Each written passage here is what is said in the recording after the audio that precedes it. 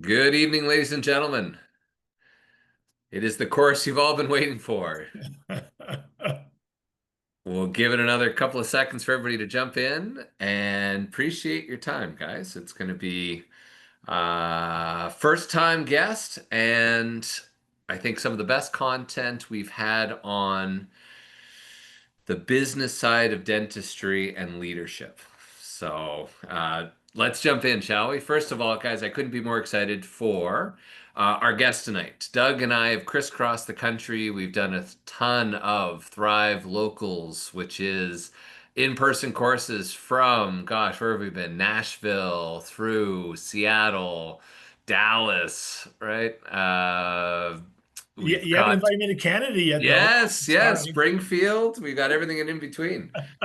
Doug is a man of no introduction, right? And not just the hair, but Doug is a really unique fella and one of the top speakers that Shine and other dental supply companies pay to fly in for some incredible events, specifically on mindset and the leadership mindset and how to hold ourselves accountable and how to look at things differently. So tonight's really a very unique course tonight where we're going to be really building on three key pillars and also throwing out some poll questions, right? To get a little bit of a sense in terms of where you'd want to spend more time and beyond. But Doug Fettig is the dental business speaker and leadership coach.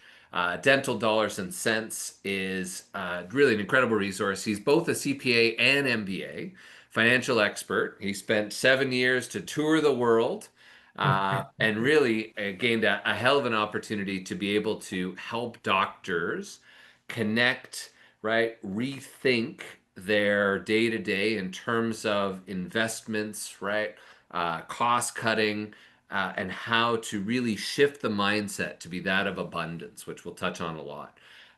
With that perspective, he inspires right doctors from coast to coast to coast to coast with that self-fulfilling prophecy, and certainly helping to make sure that there's that positive snowball effect. So hopefully tonight, everybody, that gets a little bit of extra boost for productivity and profitability as we come to the end of the year. So it's my pleasure to introduce the one and only Doug Fettig. Thank you, sir. Can I start with a really, really bad joke, Eric? Absolutely. It might get me in trouble. Are you ready? Sure. I decided I'm gonna get my hair cut when the Blue Jays win a championship. That's too soon. So I'm sorry. Hell, amazing, All because of the one, all because of the hair joke. amazing series. God bless you. It's all good. Well, thank you for joining. For those of you that haven't joined one of ours before, I am the owner of Sirius Consulting Group. Tonight is a PACE accredited course, and we certainly appreciate everyone's time. The We will process the CEs in about 10 days, and there'll be some specific polls and feedback sessions throughout. So please make sure to stay in. With that being said, let's kick things off with a quick little intro poll because this is a good one, right? About the current advisory team. So everybody should be able to see it up now. I'll give some of the percentages to Doug as we go through, but one of the first mindsets that we want to focus on is scarcity versus abundance. So a couple of quick poll questions up now. I'll give everybody a second to sort of fill that in and give a quick little background because we want to customize tonight to help make sure that we've got some great components and also for those that want to have a little bit of follow-up time with Doug as well. So Doug, I'll pass it over to you, sir. Pillar one, scarcity versus abundance. So scarcity versus abundance, and probably everybody at this point has heard those terms, is my guess. I'm a firm believer that the attitude that you get out of bed with in the morning is becomes a self-fulfilling prophecy. I just believe that with all my heart and soul. And so my primary goal when I talk to dentists is I talk about business, I talk about leadership, but it all starts and stops with what's going on up here. I mean, it's everything. It's everything. It's everything. It impacts our interactions. It impacts how we view our business. It impacts how we view our personal life. So I really believe that. And I don't know if you want to roll into the slides or Yeah, you the keep six going for a inches little of bit. gray matter in between our ears, Doug. Yeah, it's true. So if you take a look at these questions coming up, Important questions, right? Would you agree, Eric? Those are important questions. I I I've mean, think wrestled about with it, any right? of those over the years. Yeah. And I tell people, yeah, those are all important. The single, the single most important question is not up there. And that's the next slide. It's like I said, when you get out of bed in the morning, are you going to go through the day with a scarcity mindset or an abundant mindset? And it's very simple. A scarcity mindset means, okay, I believe the pie is static in size. If my slice is getting bigger, that means Eric's slice has to get smaller because it's a zero sum game, right? It's how I view it's all transactional, it's all zero sum. The abundant mindset is that Eric and I, or you and I on the webinar, we can work together, we can expand the pie, and both of our slices can get bigger. It is a completely different mindset. And so I don't know, Eric, my boys are older now. When they were younger, they were into Winnie the Pooh, right? So I don't know if anybody knows Winnie the Pooh. Eeyore would walk around with a cloud over his head, right? A cloud of rain. If you get up in the morning, Eric, and you walk around with a freaking cloud over your head, well, how do you think other people are going to treat you? Well, I mean, yeah, they're going to treat you like a victim. They're going to treat you like someone who's, woe is me kind of attitude. And so that's just, and I have some ideas which I can get into on the side too about how do you change your mindset. It's maybe easier said than done, but it is possible. I don't know. What are your general thoughts on scarcity versus abundance, Eric? I'm curious what your big picture take is. It's interesting going from, you know, fast growing energy startup in California to business ownership across the board. And in many cases, we used to say in California, it's you need a little checkup from the neck up, right? Mhm. And holding each other accountable. We used to call it holding up the mirror type of thing, right? How are you, right? Are you holding yourself accountable to it? Where are you thinking? Where are you visualizing? If you are in a lull, right, or in a dark cloud, right, let it rain, but focus on getting back to the top of that that mountain. And if you're in a rut and you're already visualizing yourself being on the top of that mountain, back on top, before you know it, right, momentum's back, success is back. You've overcome some of the obstacles, and you're back in that luscious green field on the top of the mountain. Love it. Preacher to the choir. Let's go to the next slide. So, like I said, self-fulfilling prophecy, it's a decision you make every day. In my mind, the most important decision you can make. What are you going to choose? Next slide. And just as a quick intro to this one, guys, we're still taking some of these as we go. Um, but Doug, interestingly, a little over 50% when we ask what statement best describes your current advisory team, and just say my team focus mostly on compliance and reporting, not growth. Uh, Roughly 17% says I'm not sure if my team is helping or hindering my growth. And 33% says I don't currently have consistent professional advisory team.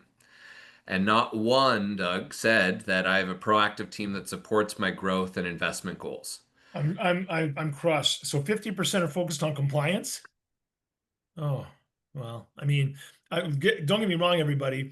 Compliance is important, and you have to be prudent in certain things. But that's not how you don't grow a business. And I may have a slide here that says you can't cost cut your way to prosperity. It's never been done. So that well, there's ample room for opportunity here. Let's reframe that. How's that, Eric? Love it.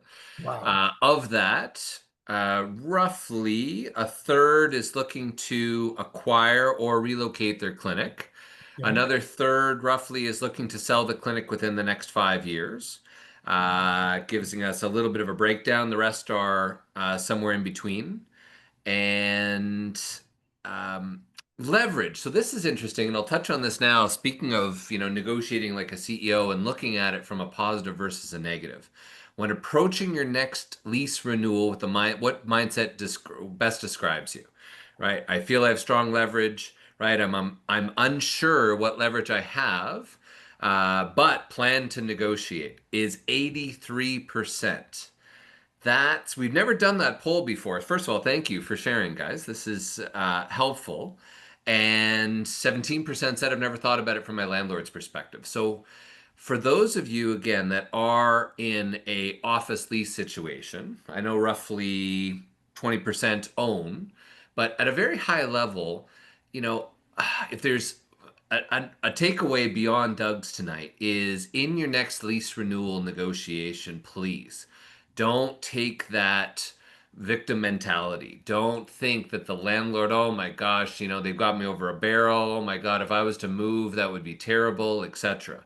Right? That is, yeah, I see doctors every single day agreeing to astronomical rate increases or demolition clauses or lack of term, or landlords just uh, just putting the doctors through terrible types of situations.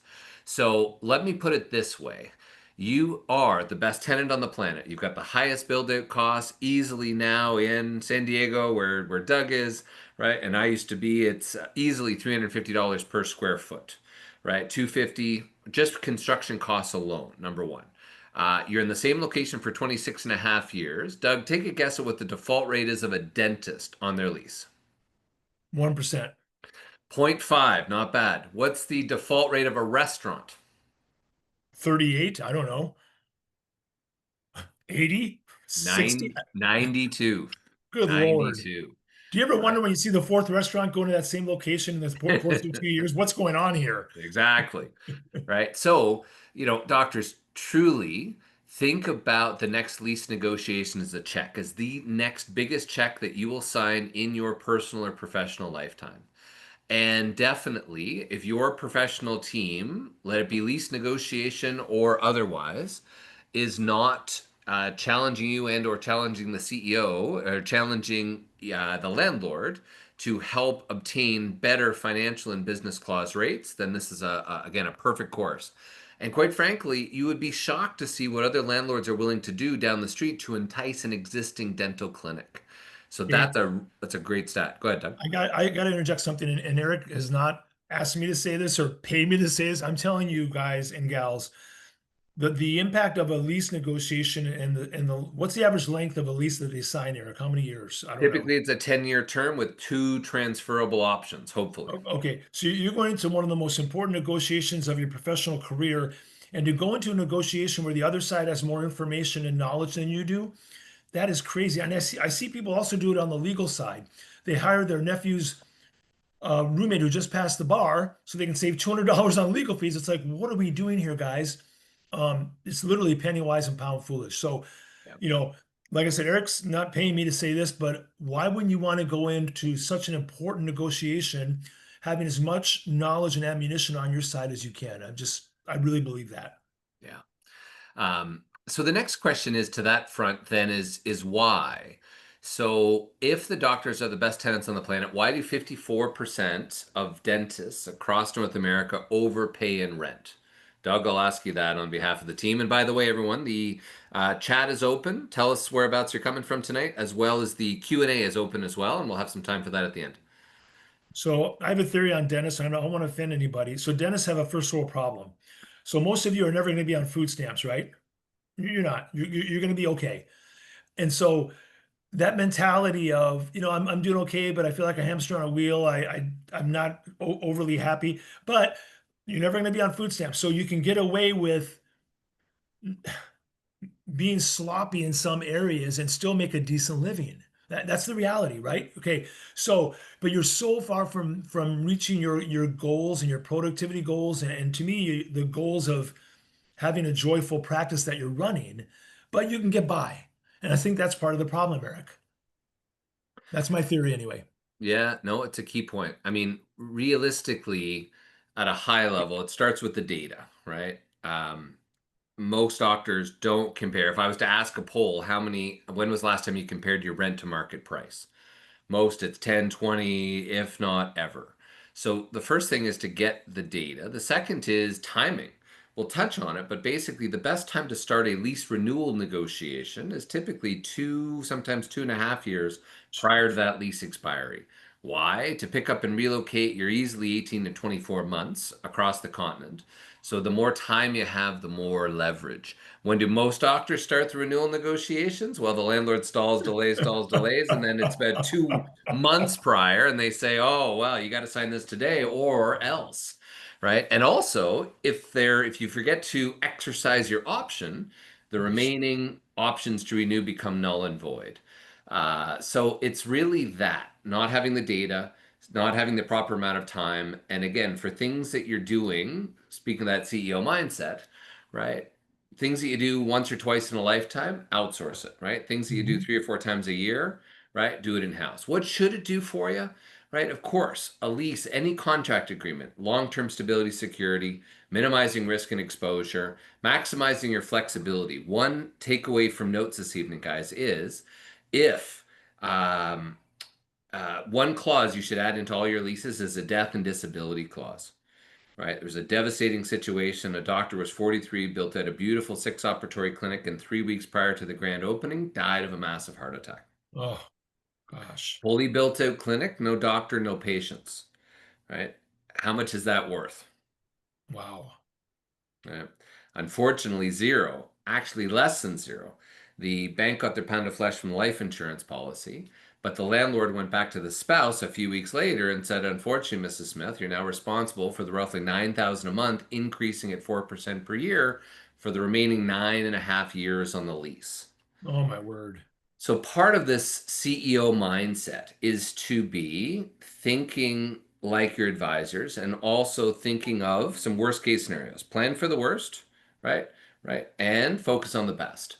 But ultimately, the things you can do proactively can help save tens, if not hundreds of thousands of dollars through the eventual saleability of the clinic.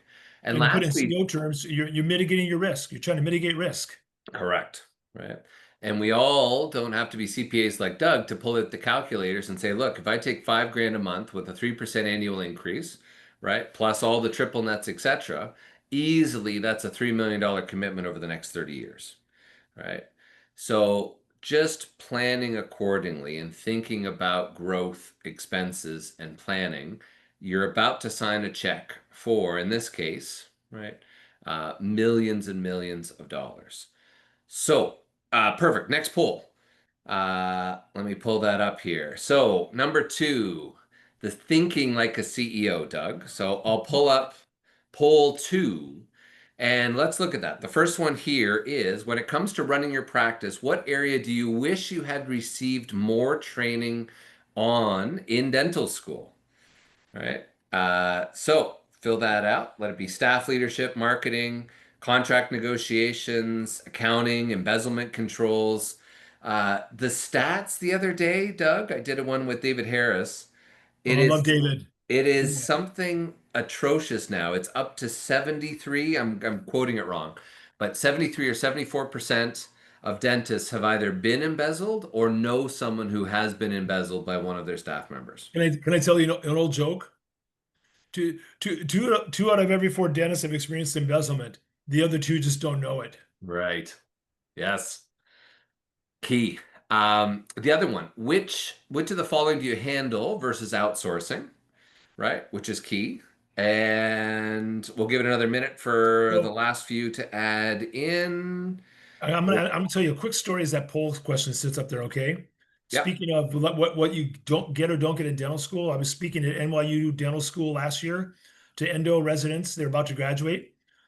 $750,000 in student loans, and it's I don't really blame the dental schools because they don't have time, and the dental students are trying to get their license. But it's a weird business model, Eric, where you get out of school with that kind of debt, and a few years later you might be a CEO and you've had zero training, rounded, right?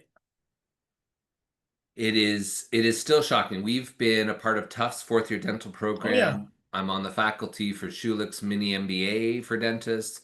The whole it's wild it's wild. that young associates graduate before they know it, right? They're working as an associate, now they're an employee, they're signing an employee contract. Before they know it, then they're driving around their local strip mall, they see the number on the sign, they call it, they're signing a binding letter of intent on the trunk of a broker's car, and without knowing it, that's locked in your lease for the next 30 years. Oh my word. So, Doug, so we've got 72% have participated. Thank you. What we've done here is 71%, no surprise, business management and financial literacy. 43% staffing and leadership, right, including HR. Yep. Marketing and patient acquisition, number three, tied with lease and contract negotiations. And 14% on accounting and embezzlement. In terms of personally versus outsourcing, which of the following do you currently handle personally rather than outsourcing? 43% does their own contract or lease negotiations. 25% does their own marketing. A little over three quarters does their own employee hiring and HR management. Wow. 43% do their own lease negotiating? 38%. 38. Okay. Yeah. Wow. I mean, that's a lot of fine print to read through, kids. I don't know. It's interesting because no different than I'm sure employment contract negotiations or other pieces, but you're right. There's a lot of devils in the details. Typically, when you think of an average negotiation or lease negotiation, well, it's just rent. How complicated can it be? The landlord wants 40, I'm going to say 38, and we're going to go back and forth and meet at 39. Yet, ironically, there's another 56 and a half other pages of stuff in there that is almost exclusively in the landlord's benefit. So we'll dig Eric, into some key components there. I'm Yeah, going to tell you a quote that I love. When you're in negotiations, if you can get the other party to ask the wrong questions, you don't care it doesn't matter what the answers are. So if you get them to talk about the wrong things versus the right things, the other side's already won. right. Yeah, no, very true. And I think the landlords realize that, first of all, many landlords don't deal directly with the tenants. They love to do it because they can get the emotional, they can say no, and what are you going to do when they say no? Yep. Very few landlords, when you look across your strip mall or otherwise or building, most of the other tenants have a franchise or a corporate representative that's doing all the negotiations for them. So it's actually pretty rare that an end tenant is doing their own negotiations, and more importantly, let alone one of the sole breadwinners, right? I mean, Right. you're chairside all day, every day, and when's the landlord going to try to bug you is when you're chairside, right? So all key components. Okay, pillar two. Thank you for everyone that filled out the poll. I'll keep that open for another few minutes. Financial statements. Oh gosh, they didn't touch on any of this in dental school. Of course not. Now, if you advance it one tall, so here's my this goes for CPAs, it goes for Eric's world, it goes for you have to understand what your advisor is telling you. So I've talked to people who walk out of the room with their CPA, and the CPA starts talking about amortization and depreciation and cash flow, and the dentist is just nodding their head, their eyes are glazed over. They walk out of the room not knowing what their advisor said to them. I said, no, guys and gals, you're paying the advisor. Of course, they know more about their area of specialty than you do. Make them explain it in a way that you understand. Say, hey, I don't understand that. Can you draw me a picture? Can you say it in a different way? Because never, never let your advisor forget they're working for you. Okay, that's always my point number one. And sometimes people just cede all responsibility and just nod their head and walk out of the room. And I think that's dangerous. It's my Okay. take. All right, just super simple, right? You got assets on one side, what you own. Maybe it's equipment, maybe it's accounts receivable from a treatment plan that you haven't paid yet versus what you owe. Maybe it's payroll, maybe it's payments on equipment. So it's very simple. Big picture, assets, liabilities. Okay. We like to have more assets than liabilities. That's really all the balance sheet is, and it's very highest level. P&L, same thing. Okay. Revenue, cash in, expenses, cash out. Yeah, there's complicating factors, but at its highest level, that's all it is. And of course, we want to have more revenue than expenses. That's big picture, that's all it is. So if someone starts to try to confuse you, don't let it happen. Okay, Eric, one of the favorite phrases I have ever run across is I've already said it, you cannot cost cut your way to prosperity. It's never been done, never will be done. If someone tells me that they worked with their vendor and they negotiated for 2 weeks to save a penny on their glove order, good for you. Go buy a couple of go to latte. Good for you, right? I'm not saying don't be prudent about expenses, but I'm saying that you can only cut expenses so much. The joy and the fun and the amazing things happen on the productivity side, on the revenue side.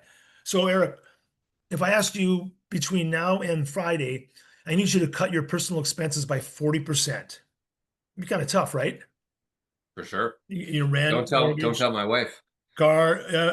When I had kids at home, I try to give them at least 2 square meals a day, right? Okay.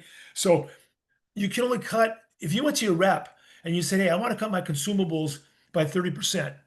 They'd probably start laughing because if it was that easy, they'd have already done it for you. So yeah, be prudent on the expenses, but you cannot, that's not where the growth happens. And here, I'll give you a quick example, Eric. Somebody said, hey, they said, what about Walmart? I said, great example. Walmart offers low prices.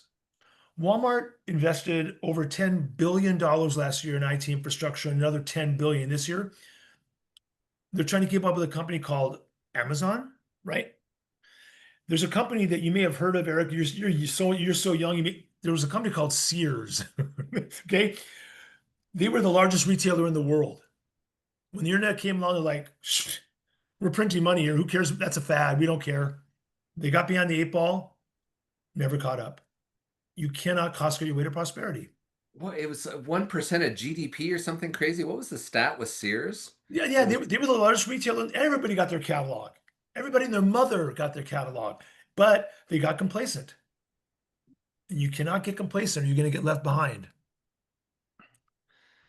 So Doug, I guess the question is from some of the questions popping in on the Q&A is how do you draw the line, right? Well, I think I'm pressing my office manager to be prudent on Mhm. purchases. I've evaluated different equipments, right? But also staffing salaries have increased, etc. I got to keep something for me. I'm Mhm. breaking even or I'm, struggling for cash flow. I'm a historical business, but, hey, maybe business is down a little bit, right? Patients are delaying treatments, etc. So, what would you say to a doctor that's in that sort of situation? Well, I mean, big picture, of course, you want to understand what your expenses are and how they stack up to the norms, to the KPIs, those types of things, right? So you want to make sure that something's not outside the bell curve. And I'm a firm believer, and I can provide some data that if you somewhat overpay, you're better off in the long run if it helps you retain your staff versus having churn. And I really believe this. I really believe that the answer for dentists lies in the the proper and the prudent acquisition of technology. And that's where we're going to get to return on investment. Because if you want to spend 20 years drilling and filling, it really limits your options in terms of what levers you have to pull. Because I've talked to dentists before in the audience. I'll ask you, how many of you ever have tried working 5 days a week? And a few of them tried working 6 days a week. Okay. And I will tell you that's not sustainable. It's just not. And it's, it destroys your life. Yep. So you have to make some decisions on if you're willing to invest in areas where you can get a return. And that's, like I said, that's where it evolves into thinking like a CEO. Where's the best use of my time, my money, my resources? Perfect. Okay. Yeah, okay, right. Not in the budget. Oh my gosh. Is this a vein or an artery, Eric? I'm not a doctor. When I see this phrase, someone says, I want to buy a CBCT. I want to buy a new office. I want to buy a building, right? Not in the budget. You know what, guys? It's got nothing to do with the budget. The budget is simply an estimate of revenues and expenses for next year or whatever the time period is. So if that is your CPA's response, I'm just being honest, turn and run, you have the wrong CPA. The proper response is the next slide. The proper response is, okay, gee, how much money is it going to make? How much are we paying in monthly payments? What's our ROI going to be? If your CPA starts with it's not in the budget, you have a scarcity minded CPA. Got nothing to do with the budget. Zero. ROI. Okay. I spend $200,000. I spend $100,000 on a CBCT. It plays my Bluetooth. It makes me a latte, but it's going to get me $200,000 a year in profit. You plug the formula in, very simple in this case, profit minus cost divided by the cost. Gee whiz, 100% ROI. Maybe that CBCT is a good investment, guys. This is what every CEO and CFO in the world does to assess if this is a good way to use their money. Because if my if my cost is 100 grand and my profit's only going to be 100 grand, why would I take my money and use it in a way that I can't generate any return? I mean, it's basic and it's simple, but it's lost on some people, and then believe it or not, it's lost on some CPAs. So if someone tells me I was going to invest 100 grand, but it's too expensive. And I'm like, wait a minute, you're going to make payments of ballpark 2,000 bucks a month over 5 years. If that increases your production by 15 or 20 grand a month, right? It you can't afford not to do it. So it all depends, Eric, on how you look at it and how you factor it in. You don't have to cut a check for that in general terms, right? You can make payments. Got it. Some good questions coming through about percentages, overhead, gross revenue, etc. We'll touch on some KPIs Okay. a little bit later, but keep those questions coming in. Next one, Doug. How does growing the business is the million Yeah. dollar question. I don't want to open a second clinic. I've got enough headaches in one location. I'm at $250,000 per chair. Do I have to add a chair? Do I have to get an Yep. ADAC double decker chair? Do I expand into the adjacent suite? What the heck do I need to do in order to grow this crazy business? Right? I'm doing about 1 million in a year, Doug. Sometimes I'm 1.2. COVID knocked me back down. I've climbed back up. Right? I'm just stuck in this million and a half dollar swamp. Yep. You have three primary ways, like every CEO in the world, to grow your business. One is by investing in your team and technology. The second, leveraging capital simply means if I can get a low interest loan, if I can get a loan at 3 or 4%, and I think it's going to generate a 15% ROI, with apologies to Dave Ramsey, the retirement guy, low interest debt is your best friend. Okay. You want low interest debt. Every CEO in the world wants that because they can take it and do something better with it. Sorry, Dave. And then finally, growth opportunities. Do I want to fix up an operatory? Do I want to bring on an associate? Do I want to buy an entirely new practice? Okay, those are your three mechanisms with which the levers you have to decide what to pull in order to grow your production and grow your profitability. Perfect. So on the data front, I thought I'd use it from this perspective. And again, what did we wish we had more of is sort of this is a sneak peek of what some of the landlords or the big brokerages and what we do behind the scenes to help advise doctors, not only with the abundance mindset, but how to negotiate like that CEO. And it all starts with data. So let's say I'm a new start doctor where Doug was last week, and looking through it, let's say hypothetically, I'm looking for a ground floor retail in a shopping plaza in South Salt Lake, right? So within a couple of clicks, first of all, what does the market show? What am I looking for, right? What are the comparisons? What do we want to have? These are within a couple of clicks. Let's see what the options are. So here's just a random one I'm pulling up. Can you see my screen okay, Doug? Yep. So here's an example. Here's an F45. They seem to be on all corners these days, right? That looks like it might have been a Starbucks or something. But here's what we can see. We can get a quick synopsis of, okay, what do we have in front of us, right? How many square feet are currently available, right? What do the rental rates look like? What do the vacancies look like? How long does it take the landlord to fill the space? Is it ramping up? Is it decreasing, right? How much have rents and vacancies increased in that building over the past few years? Into things like the demographics.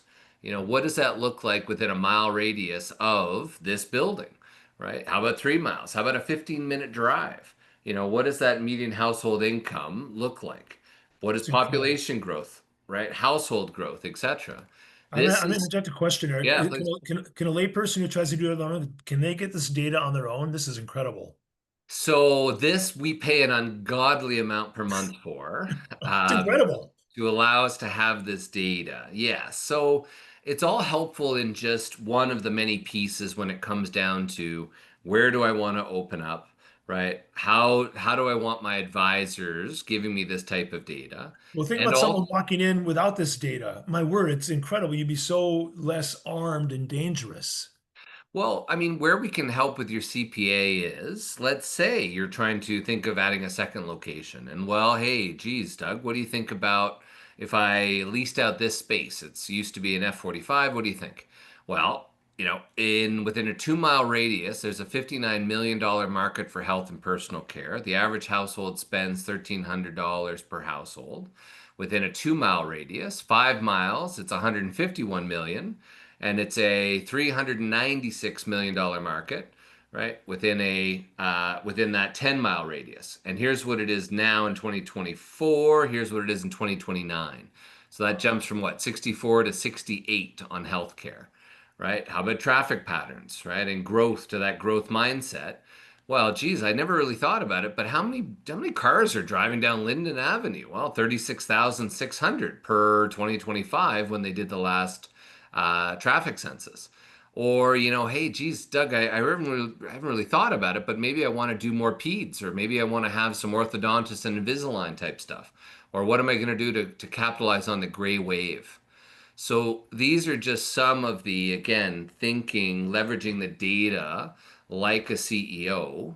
And then also back to the original point is the dollars and cents. Even hypothetically, if you were evaluating it, right, don't underestimate the importance of looking at it through the eyes of the landlord. So again, as you're saying, I don't have any leverage for the 87% of you. Um, here's the way to look at pillar two, right? And thinking like a CEO is to say, leverage that every single dollar. I mean, God knows you are literally doing back-breaking work in order to facilitate, right, that continental delivery at 12 o'clock. But even looking at this, so what you're looking at here is just a little bit of a calculation. So let's say it's a 2,500 square foot space. It's a 10-year term starting December 1st. So we're almost Christmas time, Doug. I can't believe it. Let's say we're 30 bucks a square foot with a 3% annual increase. Let's say it's a triple net lease, which is negotiable, by the way. There's seven main financial variables: base rent, annual increases, common area maintenance, fixturing, free rent, tenant improvement allowance, landlord work. But just looking at these handful of pieces, 2,500, $30 per square foot, a 10-year term, right? Now this I'm underbilling myself here, but still look at this.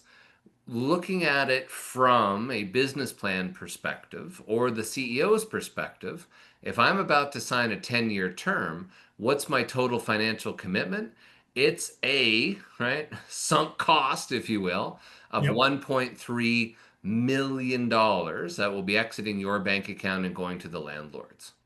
So, for the 87% of you that said, right, I'm going to negotiate this time, I'm really going to do it this time, but right, I'm going to try to do it myself. Really appreciate that it's a $1.3 million check. And if you were about to give Doug a $1.3 million check to be your next spokesperson for the practice, right, what would you want from Doug? And how would you negotiate that for Doug? So, just to sort of put a little cherry on top is even when looking at it from a cash flow perspective, the smallest little increments, just like your household mortgages, etc., the tiny little difference in rate or down payment, etc. Here's 30 bucks a square foot, 10 years, it's 1.3 million, right? We're able to leverage all the data. We drop it to 28 per square foot. We get a couple months worth of free rent. You're almost $100,000 to the good in that 10-year term just from massaging these two or three little variables, So right? Eric, the scarcity mindset goes, well, I don't want to pay for an expert. I'm like, okay, here's the deal. If you're not getting more back in value than you're paying for the expert, you're using the wrong expert. It's that simple. Yeah.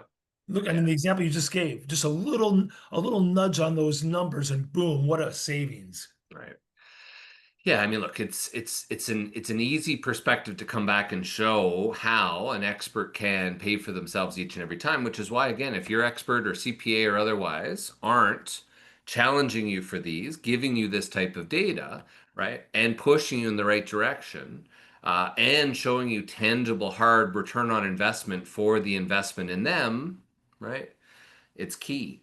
Now I know there was roughly 17%, I think, that own their own dental clinic or building. But trust me, this is just as applicable for you. You should still have a lease separating your real estate corporation from your practice corporation, right? Work with your accountant, work with your CPA about the right rates. But again, if you're overpaying or underpaying to the detriment of Uncle Sam, red flag. Number two is the banks will typically need a lease to approve the loan. And then the other thought that most doctors don't think of is, heaven forbid, if I were to pass away, right? Can my estate sell my building and my practice separately? Right? Is it clear what rental rates are? Is it clear what annual increases are? Is it clear what the obligations are? Or I wasn't really paying myself rent and now it's an emergency exit, and what do I do next? You'd be Right? surprised, Eric. I run into dentists given all these factors, and they don't have their living trust and their end of life documents tied up in a bowl. You guys and gals, you really need to do that. It's really important. I'd probably say at least 30% of doctors that we talk to haven't done their wills yet. Wow. Right? Wow. And I've got to admit, it wasn't until we had our first child that I finally said, okay, I've Yeah. got to bite the bullet. And it was, Yep. you know what it was, Doug? It was the common disaster clause. I just couldn't wrap my head around as a young person in my 20s to say, Sure. well, geez, I'm an only child. My dad is a physician's an only child, and what do we do, right? If not.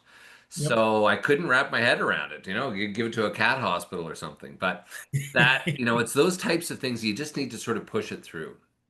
Why is it so important? Bottom line is not only the financial side, but the lease can have so many shocking pieces. 8 o'clock this morning, I was on a group phone call with three doctors, and they had no idea that they were a personal guarantor, an indemnifier to the landlord, basically meaning that if the landlord could leapfrog over their corporation, come after them personally, they also, no one on their professional team told them that, and I would argue in each and every one of your leases, that the lease is binding to your successors and heirs.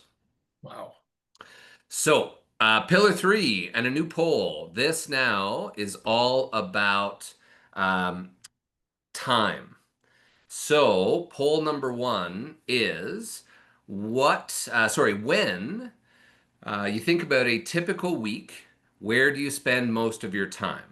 I'm putting out fires, Doug. I got staff, right? Yep. Yep. Stacy doesn't like Marcy's music, and right, I had that the other day. I had someone reach out to me the other day. Oh, Right? good Oh, Lord. the hygienist called in sick 5 minutes before. The Yep. admin, my associate, showed up 2 hours late on a Yep. Saturday morning when we had a roster full of patients, right?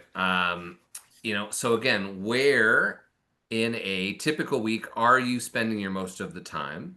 And then again, are you saying you're spending more time working in your practice or working on your practice?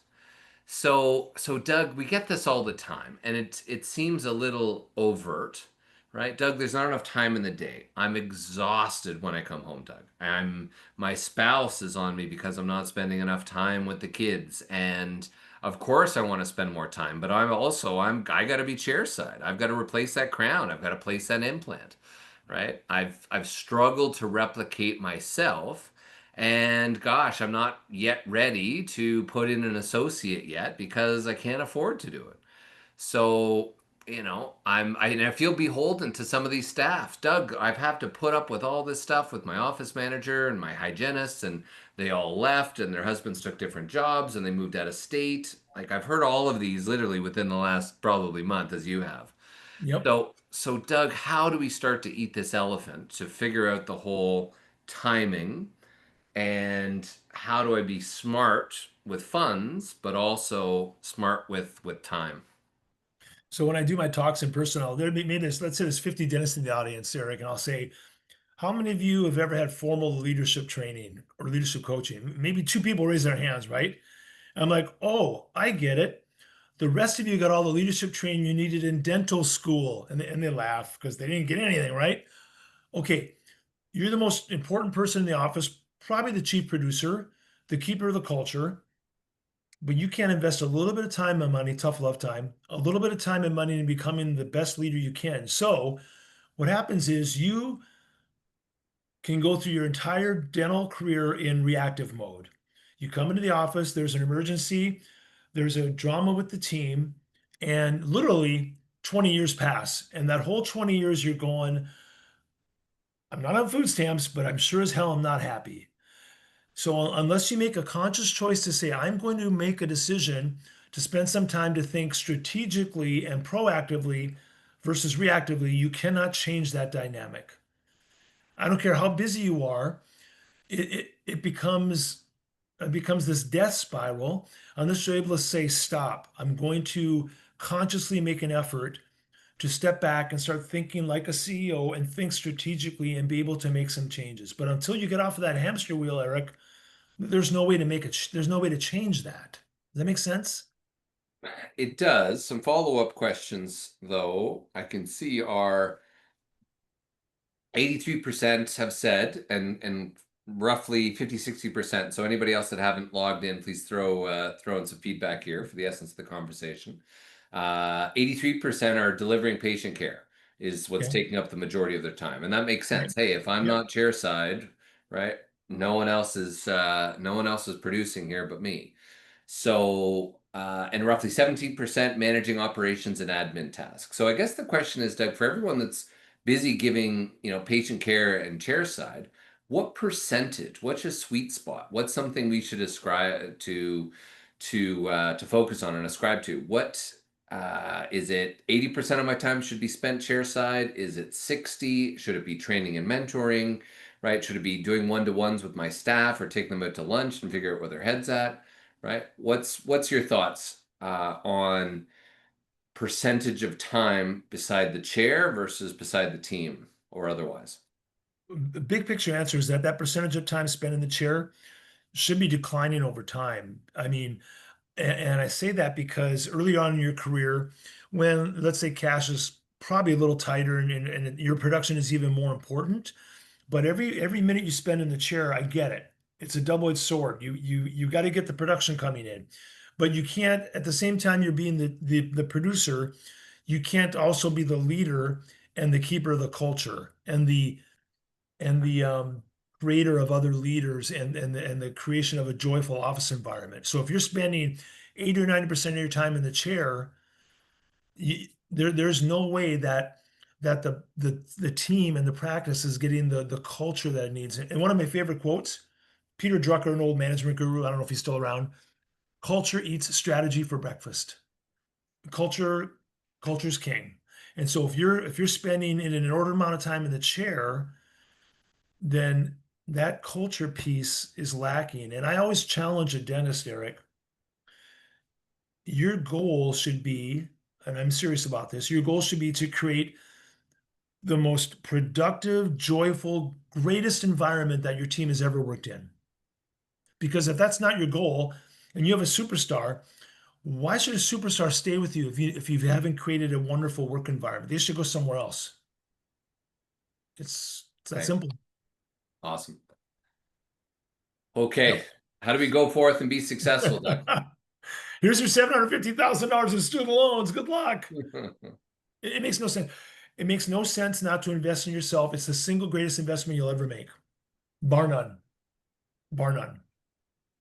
So what does that mean, Doug? Am I going on YouTube University on the weekends and watching leadership courses? Am I Googling dental? Do I have to hire a consultant to come in and teach my Okay. team how to do follow-up calls? What does that mean? It can mean all that, but also, I don't know. I'm a big tennis fan, right? So Roger Federer, Rafa Nadal, Novak, right? They all have coaches, right? They're the greatest at what they do in the world, and they have a coach. So, yes, I do believe there's a benefit. And yes, you have to have the right one. And there's people like Eric and myself that can recommend people to have a coach, to have someone you can learn from is incredibly important. It's incredibly important to make that commitment to yourself, to find the right coach. So, Okay. yeah, I mean, it's important, right? This is your legacy. What do you care about your team? Do you care about your patients? Do you care about your community? This is why you're doing what you're doing. Hey, hundreds of years ago, people have an infection, dental infection, it would travel up to their brain, they would commit suicide or they'd die, right? You guys make the world a better place. And this can enhance what you can do. Sorry, Eric, I get a little emotional at times. Apologize. Love this quote. People will never forget how you made them feel. You know what I challenge dentists to do at the end of every day? Take a minute and say to yourself, how did I make my team members and how did I make my patients feel today? Just takes a minute.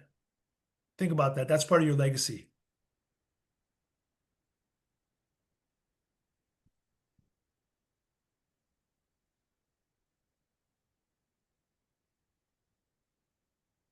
When I pause, that means you can go on, Eric.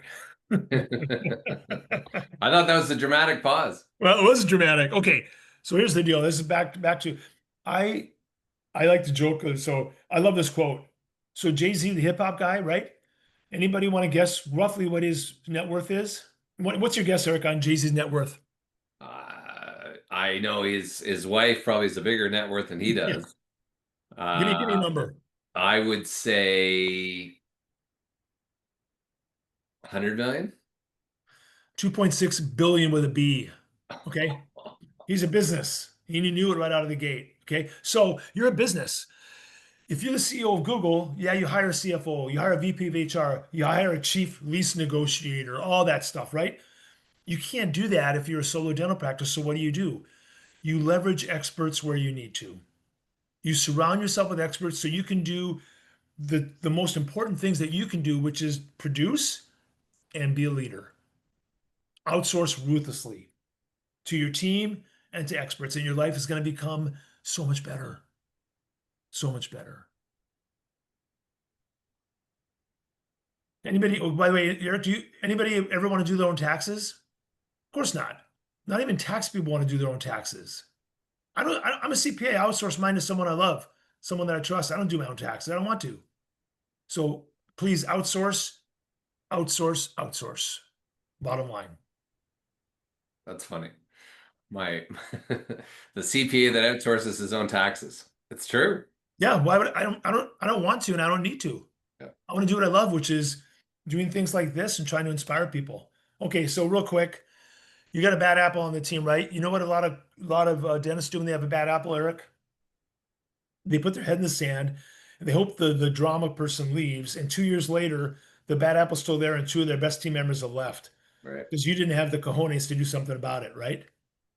So let's say you go through the whole process and you do the right things, you talk performance improvement plan. At the end of the day, on a Friday, let's say you fire that bad apple. We're adults, we're going to say fire. And you, by the way, how you fire somebody is important because your team watches everything you do. I mean, with a microscope. So you fire them with compassion. You give them a little bit of severance. You do it in a way that your team's going to respect. But then on Monday, when they find out that you finally had the courage to take action, they're popping champagne bottles, right? Because you had the courage to make their life better and probably make that person's life better who's going to go somewhere else where they're a better fit.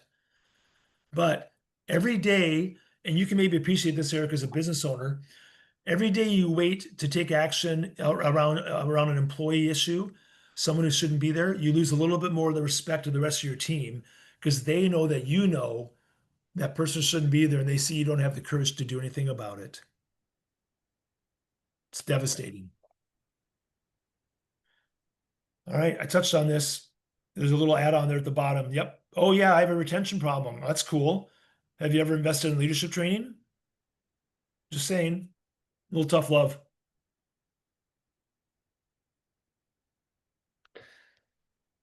So success, Doug. Yep. I believe if you do these things, we can all read abundance, think like a CEO, outsource, use specialists, invest in yourself, embrace technology. I believe if a dentist, and maybe in most businesses, does these things, I'm going to use a double negative. You can't not be successful. I truly believe that. I really believe it. 89% mostly work in my practice. Wow. Only 11% is a balance of both, in and on. Wow. So unless you shift that balance, how do you evolve? And let's say you want to have grow your practice, you want to have multiple practices, but if you never get out of that reactive mode, how are you able to change that dynamic? That's the issue. Hang on. So, on that similar mindset and leadership, right? Leadership comes in a lot of different forms and factors, but just to, again, put a little icing on that cake is leadership also is looking out for the team, as Doug said, right? It's your legacy, right? How are you looking out? How are you making sure that the key works on a Monday morning?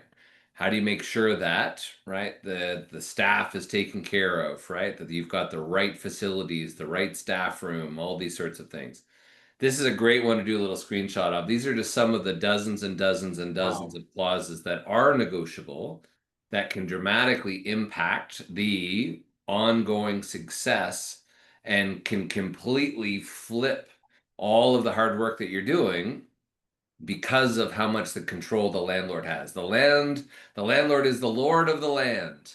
And good news, Doug and I are going to do 3 hours extra session tonight. We're going through each and every one of these in nauseum. You know, I'm kidding. Eric, the first time you said that phrase, I heard you say it live, the Lord of the Land. A light bulb went up. That's where it came from, the Lord of the Land. I never thought Right? about it that way. Every time. It's the either the oldest or the second oldest profession. Depends on the perspective. But ultimately, doctors, be aware the landlords can prevent you from even making minor cosmetic changes and can use that for default. There's all sorts of financial leverage. There's all sorts of different termination language. Even for asking to sell your clinic, a doctor last week was shocked to know just for asking to sell, the landlord could terminate the lease regardless of term, right, on the date that the practice was due to close and lease was to be assigned. Speaking of that, the assignment clause is one of the biggest expenses across the board. And if you see any sort of demolition or relocation clause from the lease, run, because that gives the landlord 6 or 12 months worth of notice to pick up and move you anywhere or kick you out. All sorts of other things, personal guarantees, operating expenses, continuous operations, there's all sorts of key components here. Ultimately, though, you really want to be aware of what is hidden within your lease. And if you haven't had it reviewed, the time is now. Um, Options. So, this is what I mentioned before. So, again, how do we act like a CEO? How do we be a good leader? Part of it is staying organized. And thank God for these little crazy devices that have taken over our lives. The two things I want you to add into your phone tonight is when does your current lease expire? And secondly, when is the option to renew deadline?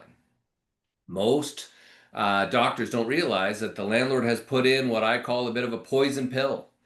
That if you miss uh, the required date, so landlords basically say, Doug, look, if you want to stay, I need notice, right? So I can put up a for lease sign and bring in another tenant.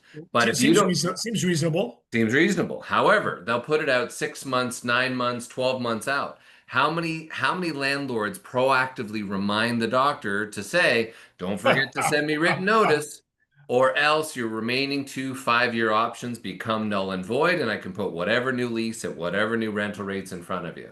And that's How many, exactly rounded probably 0% remind their tenants. 0%. Right. And this is the letter, the actual letter a doctor got in Texas from what he thought was his buddy, the landlord. Oh, And it gee. was 2 days after the option to renew deadline. Oh, And gee. they sent it the broker, they put up a for lease sign, and it was just a devastating type of issue. Oh, Another key one, I was just here in Concord recently. She tried to sell her clinic 3 separate times. Each time the landlord said no, right? Refused her to sell her clinic. We were able to, luckily, find a new space, got the new landlord to cover the cost, but this doesn't happen every day. The If the landlord wants your space, they will find a way to take it. So the best thing you can do is make sure that you have a very clear assignment provision in the lease to prepare yourself for giving you all the options if you're to sell or majority share, or anything in between, right? DSO, associate, etc. The more practice, the better. Bottom line is don't fall into the landlord's trap. This is how they teach landlords to increase their profit without a penny of additional expense. And all they need to do is run out the clock, right? So start the process at least 2 years in advance and be cautious if you try to do it yourself and the landlord says no, and then you want the help from a specialist, you could be dramatically decreasing those quantity of wins. So, as we wrap up 32 years in business, number one is get all the documentation. Do you have the original lease from 2002 and as many riders, exhibits, renewals as possible? Number two, figure out your practice and career goals. Figure out what that long term goal is and what you want to do. Number three is have that lease professionally reviewed. I know three-quarters of you, I think, had already requested that in the first poll, but make sure you're clearly aware of what is hidden in that lease agreement. Number four, get the facts, rental rates, vacancies, demographics. We will provide those for you, just like I pulled up before. And then number five, right, is figuring out what that carefully choreographed game of chess looks like. What have I not done at this point, Doug? I have not picked up the phone and called the landlord. So please, doctors, do not go into your clinic tomorrow and say, hey, I saw Eric and this guy with amazing hair, right? Tell me, and hey, Mr. Landlord, what do you want to charge me this time around? Oh, Right. Lord. Don't skip the process. Once you've done all the due diligence and prep, then negotiate business, then the financial clauses. And please don't stop until you get a final form lease signed by you and the landlord. Certainly an appreciation for everyone's time. We will be more than happy to spend some time to look through your lease, pull up those demographics as we saw before, and ultimately, most importantly, help to make sure that you can be the leader, right? That you are, right? And that you chose to be, and be able to free up that time, outsource the key pieces to the experts that do pay for themselves and challenge them to pay for themselves. Show me, right? Eric, show me how you saved me $63,000 on the next lease renewal, right? Show me how we're reducing risk. Doug, show me specifically, right, how I can get a better return on my time and Mhm. how you tell me that buying equipment, right, and being in an abundance mindset is actually going to help me and my ability to be successful in the clinic. So on that note, we'll pass it to some Q&A here, guys. Appreciate everyone's time as we wrap right on the button. Questions. One of the first ones we had earlier was from Dr. M. Doug, this was on more of the percentage KPIs, but the question at the time was right around the P&L conversation. What's the ideal percentage of overhead as a percentage of gross revenue? So when you start talking about ideal percentages and specifics, um, I'm not going to answer that only because I can direct you to these guys are incredible. A CPA firm that I work with, they'll share with you no questions asked information broken down by area of the country by zip code. So if your practice is in Manhattan versus my home city that I grew up in is a place called Bismarck, North Dakota, Eric, okay, you're gonna have greatly different cost structures. And so do yourself a favor around these specific KPI questions. Hit me up. I will connect you and be able to get you specific details where you live, which is really what you need in order to have it have relevance. Does that make sense? Bang on. I'll add a couple to it. When looking at things like tenancy expense, typically, you're right, it depends, right? Miami versus New York versus Bismarck. Bismarck, thank you. I was gonna say Boise, but a little bit of ways. Needless to say, right? It's typically usually we look for about 8.32%. So when you look at your total tenancy expense, both base rents and triple nets, divided by your right total revenue for the clinic, that should be about 8.32%. If not, then it shows we've either got a production problem or a rent problem. So those are some of the key pieces that we can do some key adjustments on and as well. What are some I'm other key pieces, Well, I'm Doug? gonna give you another Yeah, go ahead. factor. I'm another factor. Let's say your marketing expense. Somebody might spend more early on when they're trying to get their name out versus someone who's established and they're known in the community. So someone might be spending 2% on marketing, somebody else might be spending 8% on marketing. So some of that is situational as well, depending on where you are in the life cycle of your practice. Got it. Great.